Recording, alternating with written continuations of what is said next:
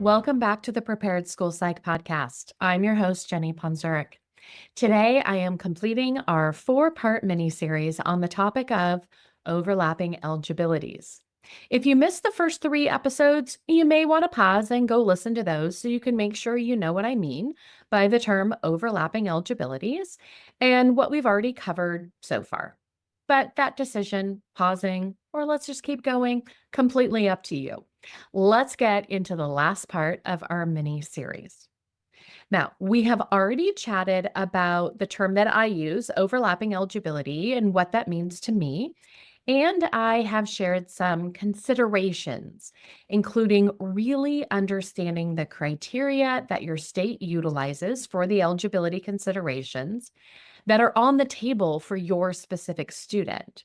We also covered the fact that some students are going to meet more than one eligibility classification, but not every student will. Some students have characteristics that look like one eligibility, but are really better explained by another. Some eligibilities have similar characteristics or criteria. Students with emotional difficulties might have social interaction difficulties, but so do students with autism. So, what is the underlying reason for the social interaction problems? Are they avoiding social relationships because they don't know how to make them, keep them, or they're not interested right now in having them?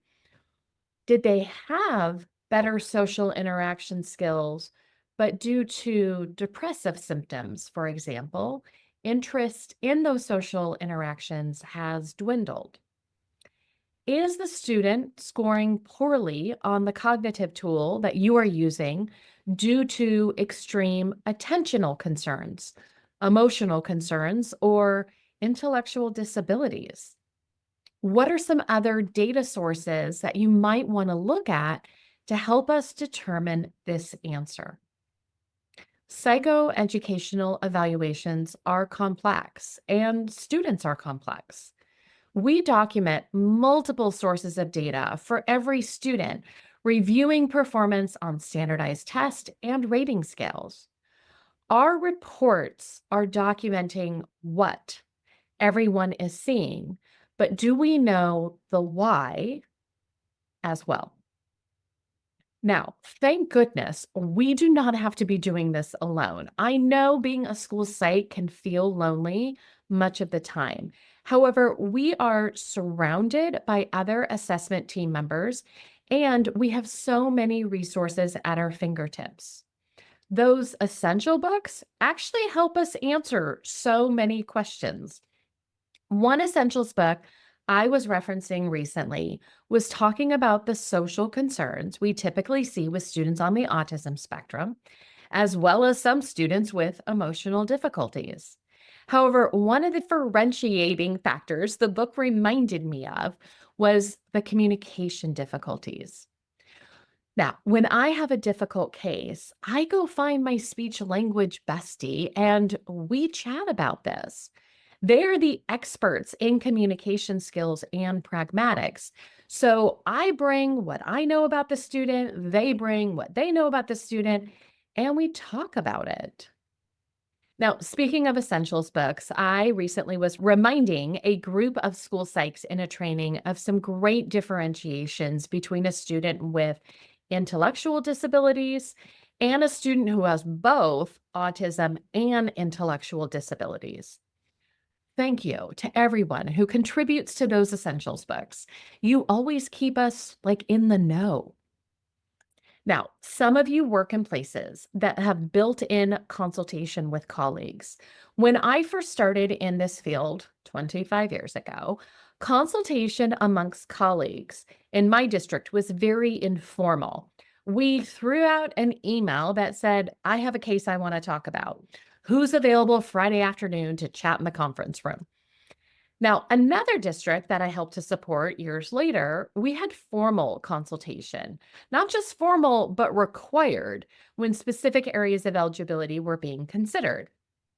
You were thinking the student might meet the eligibility criteria under health impairment? Let's talk about the case in the group meeting this week. I found those to be so helpful because many times when we're in that case, when we're the ones who are evaluating the student and we're talking to everyone, sometimes we can get kind of stuck in the case. And sometimes talking with a colleague, they might point out something that we just forgot about, didn't think about just for this case. And I've always found those opportunities so helpful. This is actually one of the reasons why I started the Prepared School Psych community. For psychs who don't have that kind of support, we offer case consultation through live office hours, our community forum, and other ways to get questions answered. Students are complex and they deserve our in depth analysis of the data we have gathered.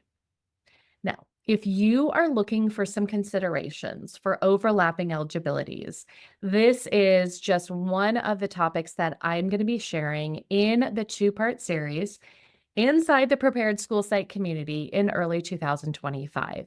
If you are already a member of the Prepared School Psych community, awesome. Watch your Monday emails for all the details and mark your calendars if you want to join me live. If you're not yet a Prepared School Psych community member, now is the time to think about joining. You will get access to this two-part live training and the replay if you have other plans already on those 2 days.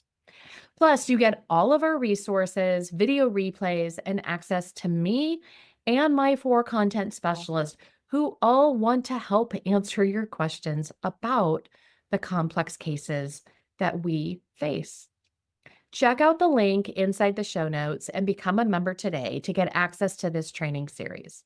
I hope this mini series inside the podcast was useful for all of you. As you all know, this is the first time I have done something like this.